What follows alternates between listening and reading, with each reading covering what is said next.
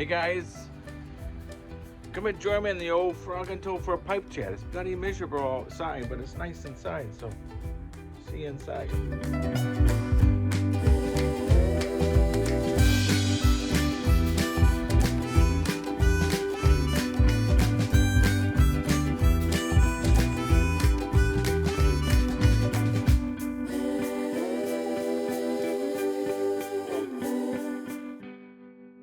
Hey guys, Mike here from Old Man Things, and welcome to the old Frog and Toad. Light my pipe.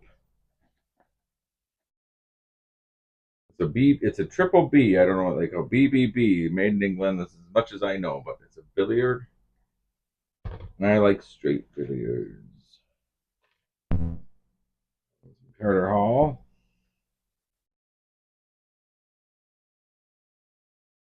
So, it's been kind of a funny old week.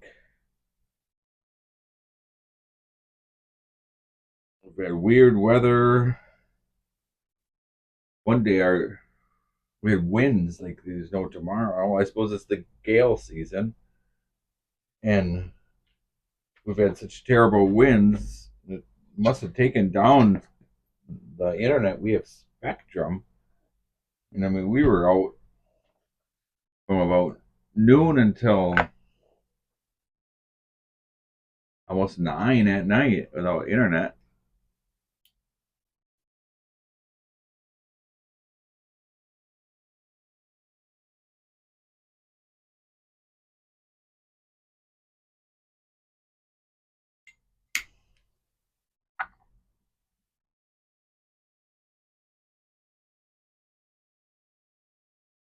That a neat old camper. Now this now Larry Blackett does one like this, but this is an original one that um made in England. I don't know how old it is, but it's neat.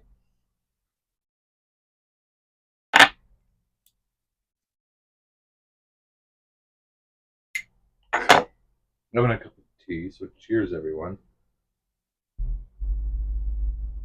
And you can see I've got some wool blankets on the tops of the chairs.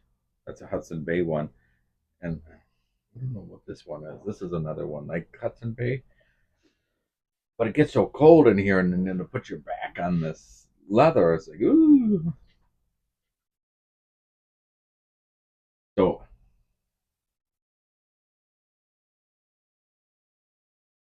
I was thinking about an old pet that it wasn't never my pet, it was my dad's pet. It was an old um half German Shepherd, half Doberman. His name was Bo.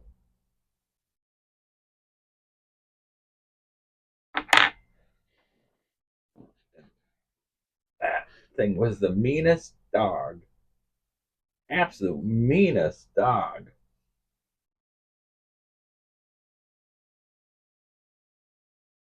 I mean, he never did nothing to me. He never harmed any of us. It was a very loyal dog, but to an outsider, you wouldn't want to go near him. And he was built like a German Shepherd, but he was the color of a Doberman. And he was probably taller than, he was a big dog. I mean, we had a German Shepherd when we first came back from Oklahoma to Wisconsin. His name was Jaeger. If I have a picture of him, I'll put him here. I don't. He was the best dog, but he was like the vets would say he was one of the biggest German shepherds they had ever seen. Well, this Bo was big like that. My dad got him as a puppy. Shortly after my mom and him divorced, he got old Bo, and his name was Bobo, but he called him Bo for short. And Bo got my dad into some trouble a few times, but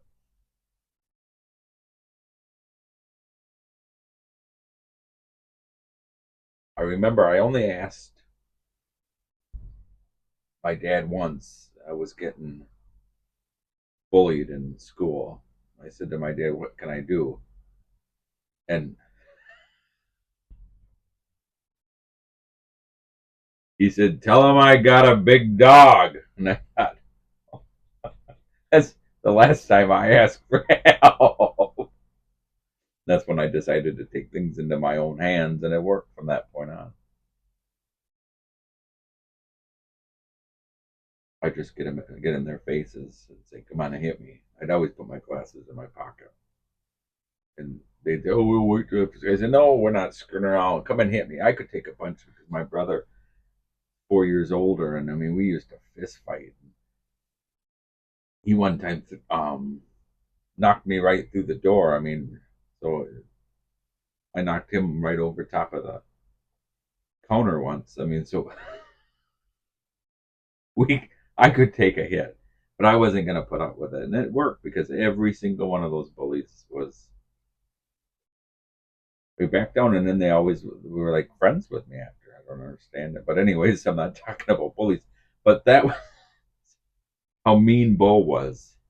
He knew it, and I knew it, but my dad, he never locked his door. I don't think he even knew where the key was because you didn't have to with Bo.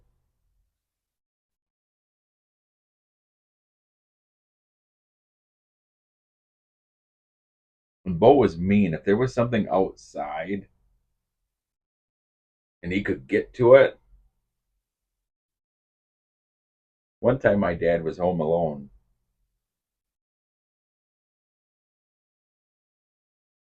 And he left. It was at night, and my dad lived out in the sticks. I mean, from his driveway on, it was a sand road. It wasn't even gravel; it was sand. And I mean, we let Bo outside. At that point, we had a German short hair too, named Topper. He was a sweetheart, but Bo was a miserable old thing. But anyways, he let Bo outside, let the dogs outside, and when he turned on the outside light, after he let a, I don't know why, he was so drunk, he must have let him out and then turned on the outside light, and he saw a skunk out there. And he thought, oh crap, if Bo sees that skunk, he's going straight for it. And there was a few times that he would go after a skunk, and it wasn't fun.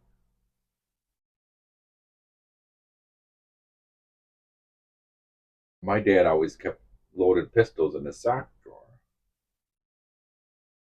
So he ran and opened up his sock drawer, and he originally grabbed his 357.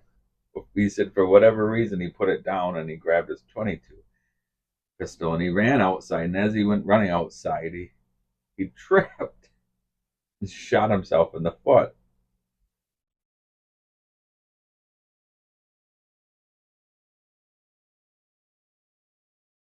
So he loved Western books. He would read Western books. He read so many Western books. And he said those in those Western books, those cowboys would say they didn't know they had gotten shot. And my dad says, "Bull crap." Only he said a different word.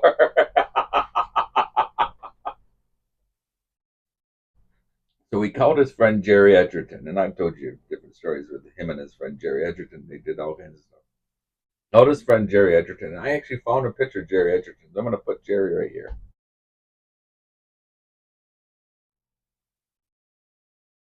He called his friend Jerry to come and get him, take him to the hospital.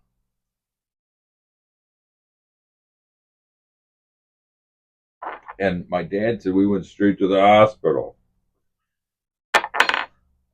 But when I would hear Jerry Edgerton tell the story, they stopped at their local bar, and then they stopped at a couple other bars, and then they got to the hospital. So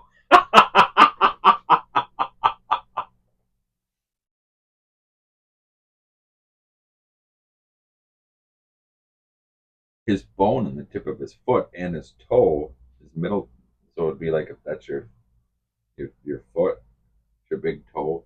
This thing, this toe right here, there's no bone in it. It was like rubber. because it was just shattered. Another time, I remember asking my dad, he said, "What happened to the skunk?" And he said, "How the hell do I know?" Another time,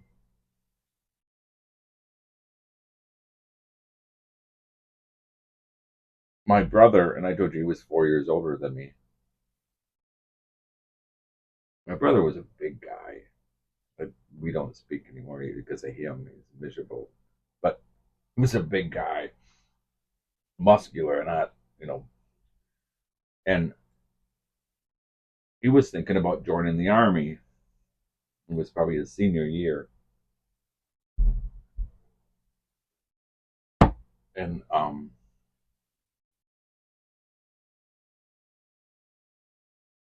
he was having an army recruiter guy come. They always want to do the visit your parents and stuff. But we had a fenced in backyard that you could open up the back door and let the dogs out.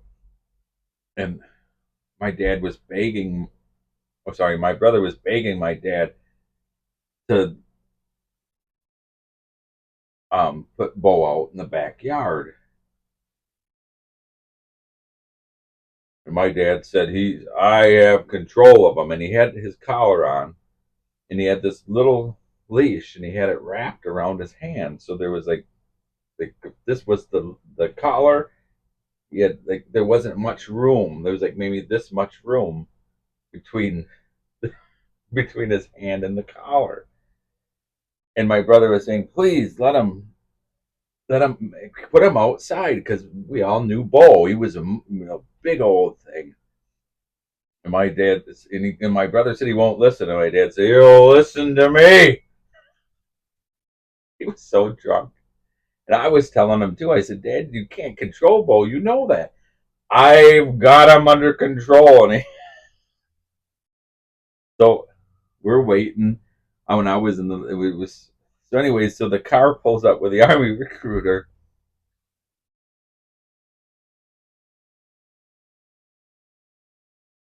and he comes walking up. My brother's at the door, welcoming him.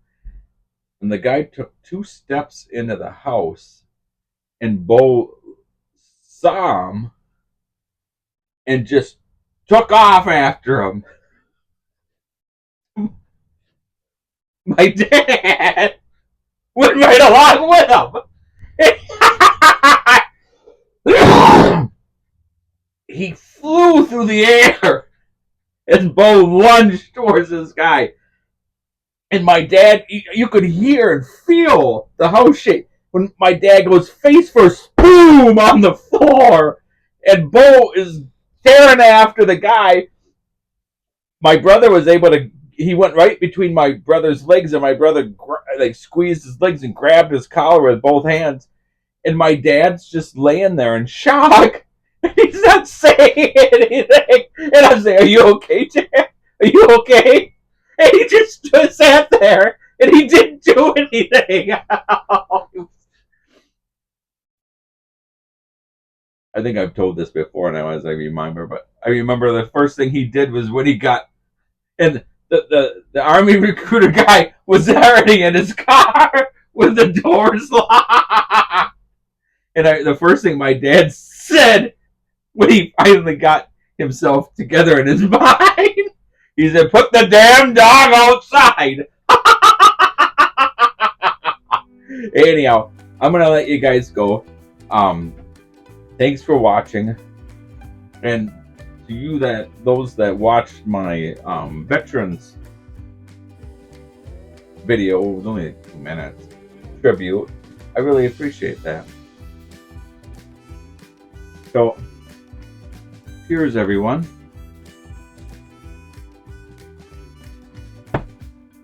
And toodle-pip.